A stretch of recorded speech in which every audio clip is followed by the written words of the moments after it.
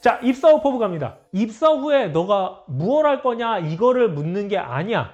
입사 후에 무얼 할 거냐 이걸 생각하는 건 너무 단순한 거고, 입사 후 포부를 묻는 이유는 딱 한 가지야.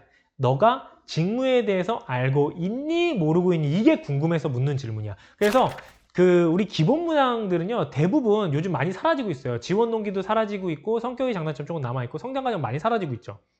근데 입사 후 포부는 계속 남아있고 더 많이 물어봐. 이유는 뭐다? 직무 중심 채용이다 보니까 직무에 대한 이해도를 갖고 있는가 아닌가를 구분하기에 너무나 좋은 문항이거든.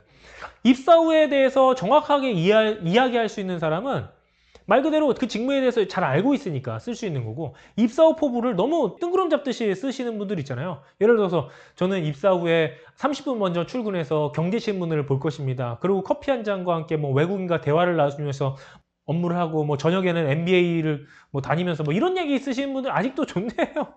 너무 많이 존재해. 그런 이야기 썼다 그럼 당연히 직무에 대해서 이해도가 떨어지구나, 그냥 이렇게 생각을 하는 거예요. 그래서 직무 중심 채용으로 바뀌면서 직무에서 알고 있는 사람, 모르는 사람을 구분하기에 너무 용이한 문항이기 때문에 더 강조되고 있다. 입사 후 포부의 부거는 3개예요. 첫 번째, 이게 반드시 들어가야 돼. 매우 구체적이어야 돼. 구체적이다. 이게 되게 중요한 포인트야. 잘 외워. 구체적이다. 그리고 직무 지식, CDP, 핫 이슈, 이 중에 하나를 써도 돼. 그리고 현재와 미래의 밸런스를 맞춰 써야 된다. 이게 무슨 얘기냐면, 어떤 친구는 바로 눈앞에 있는 이야기만 쓰려고 그래. 눈앞에 대한 이야기. 안 돼. 먼 미래와 같이 써야 된다. CDP를 같이 써야 된다. 이렇게 생각해 주시면 될 것 같고요. 그리고 키포인트 외워야 될 거는요, 믿기 어렵겠지만 나는 이 직무를 예전부터 꿈꿔왔다라는 것처럼. 나는 여태까지 꿈꾼 적 없어. 사실 솔직히 이 직무를 나는 지금 지원서를 쓰면서 꿈꿔왔지만, 그럼에도 불구하고 예전부터 이 직무를 너무나 사랑해서 생각하고 고민하고 꿈꿔왔던 것처럼 쓰는 게 입사 후 포부예요.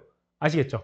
자, 여기서 잠깐 한 가지 좀 팁으로 말씀드리면, 여러분들이 가장 큰 오해를 하는 것 중에 하나가 이런 거예요. 자, 자신의 10년 뒤의 미래를 쓰세요 라고 하는 경우 있어요. 10년 뒤의 미래? 그러면 간혹 가다가 10년 뒤의 미래를 너무 망상을 쓰는 경우가 있어요. 10년 뒤의 미래를 거의 뭐 할아버지가 돼요. 은퇴할 이야기를 쓰는 경우가 있어요.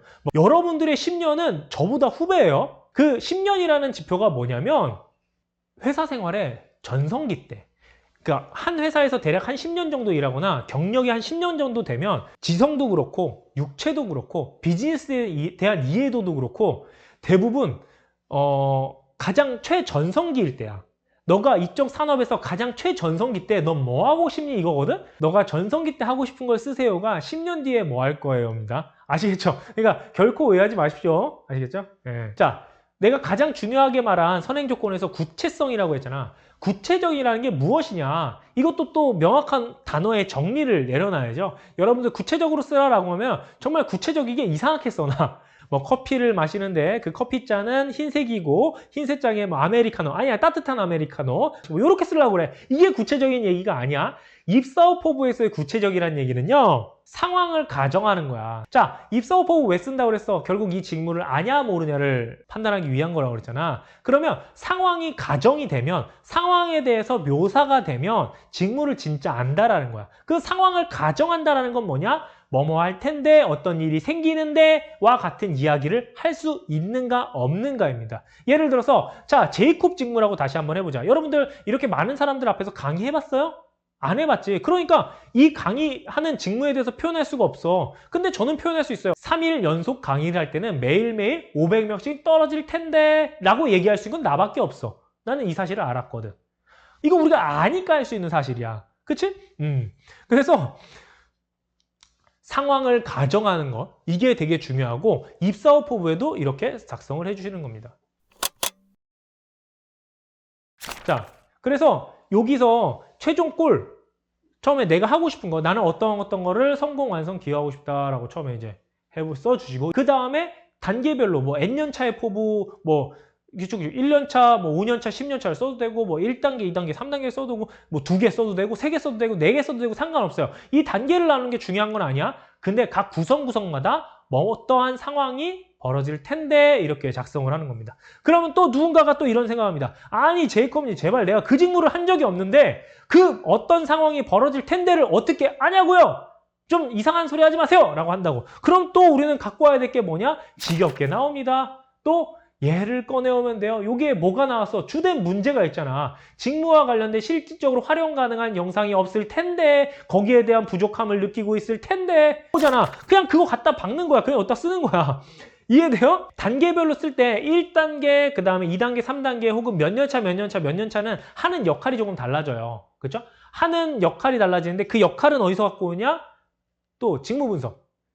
이 직무 분석 툴에서 경력 계획에서 갖고 오면 된다. 아시겠죠? 응. 경력 계획에 보면은 연차별로 하는 일이 조금 달라지잖아요. 그런 것들 갖고 오시면 될 것 같아요. 이렇게. 자, 근데 내가 직무 분석을 안 했는데 입사호법으로 쓰라고 그런 거야. 근데 6시까지 제출해야 돼. 그럴 때 어떻게 해야 될까? 그럴 때는 어쩔 수 없이 직무 분석을 하지 않아도 쓸 수 있는 방법은 있어요. 뭐냐면 그 직무가 겪고 있는 현재 문제가 있어. 지금 겪고 있는 문제들이 있어요. 예를 들어서 인사직무다라고 하면 지금 겪고 있는 문제가 뭐야? 52시간제? 그리고 임금 상승? 뭐 이런 문제들 있잖아. 최저시급의 상승? 개발자 채용에 대한 어려움? 현재 겪고 있는 문제들이잖아. 그 문제에 대해서 나는 어떻게 해결하고 싶다 아이디어를 쓰면 돼. 이해돼요? 그래도 입사후 포부가 된다는 거야. 왜? 직무에 대한 지식을 알려주는 거잖아. 직무에 대한 지식을 내가 알려주면 입사후 포부는 되는 거야. 그럼 내가 미래에 하고 싶다는 얘기랑 동일한 거 되기 때문에. 이해됐죠? 자, 배우고자 하는 내용을 쓰고 싶다. 이게 뭐냐? 여러분들 이런 내용을 쓰고 싶잖아. 저는 입사호법으로 들어가서 어떤 걸 학습하고요. 뭘 배우고 싶다라고 하고 싶잖아. 하고 싶으면 웬만하면 쓰지 마. 쓰지 않는 게 맞아. 회사는 배우는 곳이 아니기 때문에 뭘 배우겠다라는 걸 쓰지 않는 게 좋은데 정말 나는 배우는 걸 쓰고 싶다라고 하는 친구가 있어요. 그럴 땐 뭘 쓰는 거냐면 내가 아는 것과 모르는 것의 차이를 쓰는 거야. 이게 되게 중요한 포인트인데 뭐냐면 여러분들은 결코 회사에 대해서 배운 적이 없어요. 회사에서 배우는 것과 학교에서 배우는 거는 정말 갭 차이가 크거든? 근데 그 차이가 무엇인지를 아는 걸 쓰는 거는 가끔 좋을 때가 있어. 예를 들어서 내가 학교에서는 어떤 원론적인 A를 배웠어. 그러면 회사에서는 원론적인 A의 바탕에 B, C를 배우게 되거든?